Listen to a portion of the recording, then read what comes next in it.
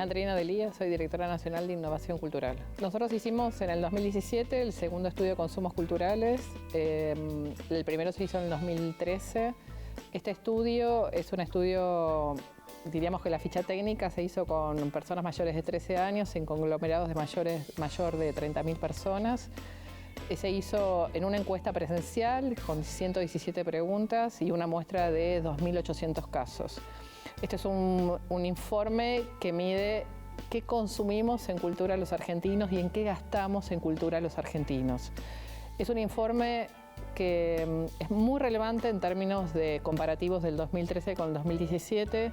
Solamente para darles un dato, en el 2013, a la pregunta si usaban internet en el celular, solamente el 7% conectaba su celular con internet, y el tema de internet estaba asociado a una PC o un lugar físico fijo en una casa o en el trabajo o en un cibercafé, ¿no? En esas épocas. A la misma respuesta, en el 2017, el 75% responde que tiene conectividad y usa un teléfono conectado a internet, y estamos hablando de un cambio de paradigma porque hablamos ahora de portabilidad. El teléfono es una terminal donde uno puede consumir cualquier tipo de consumos culturales, ya sea desde video, películas, escuchar música. Y estamos hablando que uno puede consumir cultura en cualquier momento y en cualquier lugar, y esta deslocalización realmente marca un gran cambio de paradigma en lo que es el tema de los consumos culturales. Así que me parece que este es un dato estratégico y clave para entender cuál es el estado de situación hoy en cuanto a los consumos culturales, y también pensar hacia dónde van en este cambio vertiginoso que está asociado con la tecnología. Como segunda instancia, informes a nivel regional, por región, las regiones del país, y a partir de ahí también empezamos a hacer estudios más pequeños, y por ejemplo el primer informe que presentamos el año pasado, que hoy presentamos también en el marco de este encuentro del Comecocos en Mendoza, es el informe de género, es decir, hacer un desagregado de cómo es el mundo cultural o en qué consumen las mujeres en relación a los hombres, pensando en este binomio femenino-masculino, pero partiendo de esta idea, y también cómo es el mercado laboral del mundo cultural de las mujeres. Este primer informe también es estratégico, y ambos informes son estratégicos para entender cuál es el estado de situación de los consumos culturales y cuál es este enfoque más con esta mirada de género, para poder pensar políticas públicas y además como un insumo no solamente para el sector público, sino para el sector privado y la sociedad civil, en pensar en la clave real de lo que está pasando actualmente. Hay dos cosas que me gustaría contarles. Una es, que es un dato que a mí me impresionó bastante: el 30% de los chicos en situación de vulnerabilidad o chicos pobres nunca han tenido una PC, una computadora, nunca. Pero 9 de cada 10 argentinos tienen un smartphone. Y esos 9 cada 10, no importa el nivel socioeconómico al que pertenezcan. Así que esos chicos que nunca tuvieron una PC tienen un teléfono celular.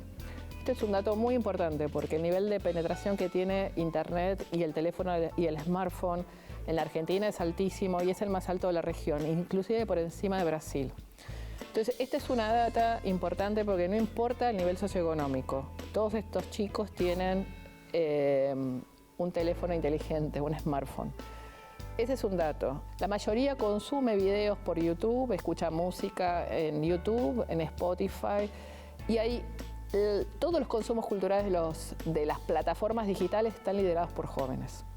Y no importa el nivel socioeconómico. Hay algunas variables que sí están marcadas por el nivel socioeconómico, por ejemplo Spotify, que es un consumo que hay que pagarlo, pero por ejemplo todo lo que es consumo de videos en YouTube lo lideran los jóvenes en un porcentaje altísimo. Muchas de estas plataformas están modelando los consumos y nos están orientando a qué consumir. Cuando te dicen, si viste tal película tenés que ver otra, nos están llevando y modelando. Y con un agravante, que además son grandes productores ahora. Entonces los productores pequeños no pueden entrar a estas plataformas o tienen mucha dificultad. Entonces ahí hay un tema que para atender, no solamente que tenemos acceso al consumo, sino qué consumimos y cómo nos van orientando en ese consumo. Y ahí generalmente se necesitan políticas de educación, políticas públicas que vayan educando a estas audiencias que son modeladas permanentemente, inducidas, nos pasa a todos, a consumir determinado tipo de cosas en detrimento de otras. El rol de los medios públicos es básicamente, hay un tema de educación, hay que entrar por ese lado y explicar en ámbitos educativos, ya sea en las escuelas, en las universidades, estas problemáticas, porque a veces son problemas que están pasando, pero la gente no tenemos conciencia de cómo nos están llevando, ¿no? Ese es un tema.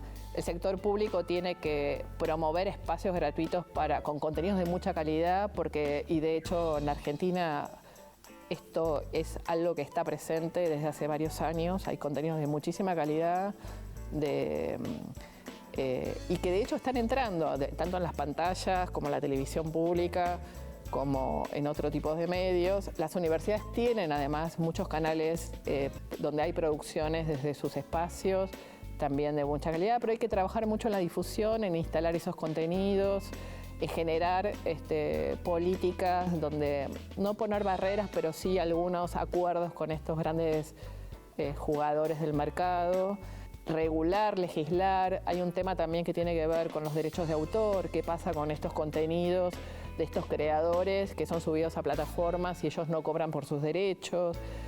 Si solamente le damos lugar a los grandes jugadores que tienen fondos, espacios, visibilidad, comunicación, prensa, bueno, todos los otros hay que acompañarlos, pero también tienen que cobrar por lo que producen, y el tema de los derechos es un tema de debate en la Argentina que hay que trabajar mucho también. El Comecoco como política pública es sumamente importante desde la mirada de la provincia, porque además es un evento que tiene continuidad en el tiempo, es la 4ª edición, se ha instalado en la agenda federal, los resultados siempre se van midiendo y son altamente satisfactorios.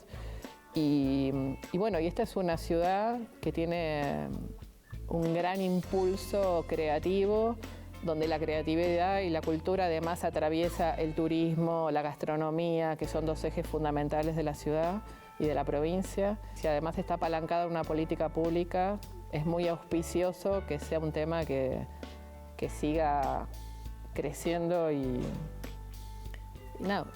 logrando mejor posicionamiento, ¿no?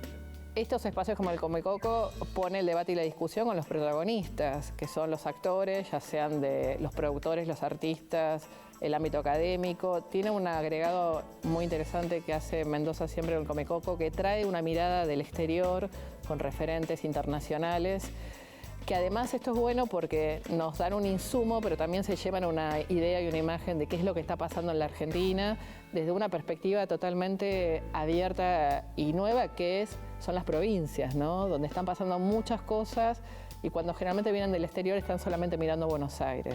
Así que este plus que tiene el encuentro de Comecoco es muy relevante, porque además los locales pueden empezar a hacer red con estas figuras internacionales, entender otras dinámicas, otras problemáticas que en general son parecidas a las nuestras, ¿no?